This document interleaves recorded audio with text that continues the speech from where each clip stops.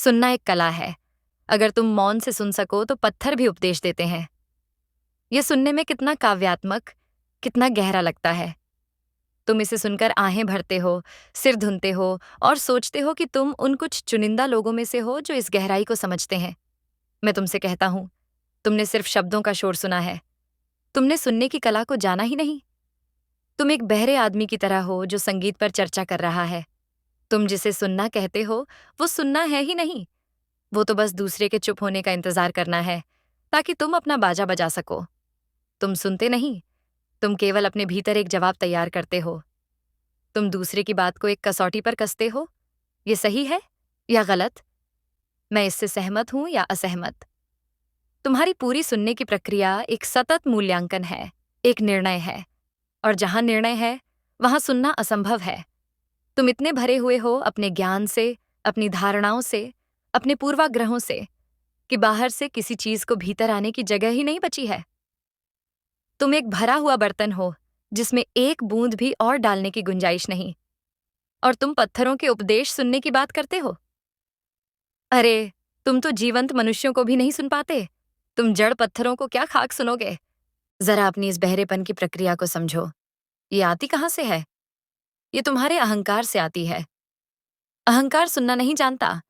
वो केवल बोलना जानता है, घोषणा करना जानता है, खुद को सिद्ध करना जानता है। जब कोई दूसरा बोल रहा होता है, तो तुम्हारा अहंकार असुरक्षित महसूस करता है। उसे लगता है कि उसकी सत्ता को चुनौती दी जा रही है, तो वो तुरंत बचाव की मुद्रा में आ जाता है। वो दूसरे के शब्दों में कमजोरियां ढूंढता है, तर्क में छेद खोजता है, ताकि जैसे ही मौका मिले, वो हमला कर सके और खुद को श्रेष्ठ साबित कर सके। सुनना एक समर्पण है, और अहंकार समर्पण से डरता है। सुनने का अर्थ है थोड़ी देर के लिए अपने मैं को विसर्जित कर देना, शून्य हो जाना, एक खाली पात्र बन जाना, ताकि दूसरे की बात तुम में उतर सके। और तुम शून्य होने से डरते हो, क्योंकि तुम्हें लगता है कि अगर तुम खाली हो गए, तो तुम्हारा क्या होगा? तुम मिट जाओगे। तुम्हारा ये ज्ञानी होने का, समझदार होने का मुखौटा गिर जाएगा। और तुम इस मुखौटे के बिना जीने की कल्पना भी नहीं कर सकते। इसलिए तुम सुनने का नाटक तो करते हो, लेकिन तुम कभी सुनते नहीं। तुम केवल ध्वनियाएं ग्रहण करते हो, शब्द पकड़ते हो, लेकिन तुम उस संगीत को चूक जाते हो जो शब्दों के पार है। तुम उस मौन को चूक जाते हो जिससे शब्द जन्म लेते हैं। तुम्हारा सुनना एक बौद्धिक कसरत है, ये हृदय का अनुभव नहीं है। और जब तक सुनना हृदय से नहीं होता, तब तक तुम बहरे के बहरे ही रहोगे, चाहे तुम कितने ही शास्त्र क्यों ना सुन लो। तो फिर मौन से सुनने का अर्थ क्या है? ये केवल होंठ बंद कर लेना नहीं है। ये तो कोई भी कर सकता है। मौन से सुनने का अर्थ है अपने भीतर के पागल खाने को बंद कर देना। जब तुम किसी को सुन रहे हो, तो अपने भीतर चलने वाली सतत कमेंट्री को, उस टीका टिप्पणी को रोक देना। तुम्हारा मन एक निरंतर कमेंटेटर है।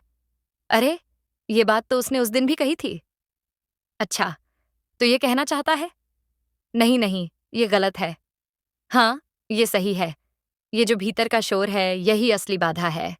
मौन से सुनने का अर्थ है विचार शून्य होकर सुनना, बिना किसी अतीत के संदर्भ के, बिना किसी भविष्य की योजना के, बस उस क्षण में पूरी तरह उपस्थित होकर सुनना। तुम एक दर्पण की तरह हो जाते हो, जो बस प्रतिबिंबित करता है, बिना ये कहे कि चेहरा सुंदर है या कुरूप। तुम एक गहरी घाटी की तरह हो जाते हो, जो हर आवाज को अपने में समा लेती है, उसे अपनी प्रतिध्वनि देती है, लेकिन उस पर कोई निर्णय नहीं चिपकाती। ये एक ध्यान की अवस्था है। सच तो ये है कि किसी को समग्रता से सुनना सबसे गहरे ध्यानों में से एक है। इस सुनने में तुम भी नहीं होते और बोलने वाला भी नहीं होता, केवल सुनना घटित होता है। ये एक गहन अंतरंगता है, एक कम्युनियन है। जब तुम इस मौन से किसी को सुनते हो, तो तुम केवल उसके शब्द नहीं सुनते, तुम उसके अनकहे शब्द भी सुन लेते हो। तुम उसकी आंखों में झांक सकते हो, तुम उसके हृदय की धड़कन को महसूस कर सकते हो। तुम उस व्यक्ति को उसकी समग्रता में अनुभव करते हो। और ऐसा सुनना ही रूपांतरणकारी है, वही उपचारक, हीलिंग है। और जब तुम इस कला में कुशल हो जाते हो, जब तुम्हारे भीतर ये मौन स्थायी होने लगता है, तब चमत्कार घटता है। तब तुम्हें उपदेश सुनने के लिए किसी ज्ञानी या गुरु के पास जाने की जरूरत नहीं पड़ती। तब सारा अस्तित्व ही तुम्हारा गुरु बन जाता है। तब पत्थर भी उपदेश देते हैं। पत्थर क्या उपदेश देगा? क्या वो तुम्हें गीता या कुरान सुनाएगा? नहीं, पत्थर का उपदेश उसकी भाषा में नहीं, उसके होने में है। जब तुम पूर्ण मौन से एक पत्थर को सुनते हो, तो तुम क्या सुनते हो? तुम उसकी परम स्थिरता को सुनते हो।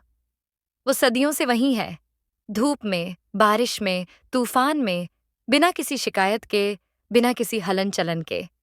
वो तुम्हें साक्षी भाव का उपदेश देता है। तुम उसकी परम चुप्पी को सुनते हो। उसके पास कोई विचार नहीं, कोई चिंता नहीं, कोई अहंकार नहीं। वो तुम्हें मन के पार जाने का उपदेश देता है। तुम उसके होने को सुनते हो। वो बस है, अपने पूरे अस्तित्व के साथ, इसी क्षण में। वो तुम्हें वर्तमान में जीने का उपदेश देता है। एक बहती हुई नदी तुम्हें प्रवाह के साथ बहने का, आसक्त न होने का उपदेश देती है। एक खिलता हुआ फूल तुम्हें बिना किसी कारण के अपना सौंदर्य लुटाने का, प्रेम का उपदेश देता है। एक विशाल आकाश तुम्हें अपने जैसा विराट, खाली और सबको समा लेने वाला होने का उपदेश देता है। सारा अस्तित्व निरंतर तुम्हें पुकार रहा है, तुम्हें इशारे कर रहा है, तुम्हें उपदेश दे रहा है। लेकिन तुम अपने ही मन के शोर में इतने डूबे हो कि तुम्हें कुछ भी सुनाई नहीं देता। अस्तित्व फुसफुसाता है और तुम्हारा मन चिल्लाता है। तुम चिल्लाहट में फुसफुसाहट को कैसे सुन पाओगे? तो मेरे मित्र, अब क्या करोगे? क्या इस सूत्र को भी अपनी जानकारी के ढेर में शामिल कर लोगे, या इसे जीने का साहस करोगे? ये साहस की बात है। आज ही प्रयोग करना। जब कोई तुमसे बात करे, चाहे तुम्हारा बच्चा हो, तुम्हारी पत्नी हो या तुम्हारा दुश्मन, बस 10 मिनट के लिए मौन से सुनने का प्रयोग करना।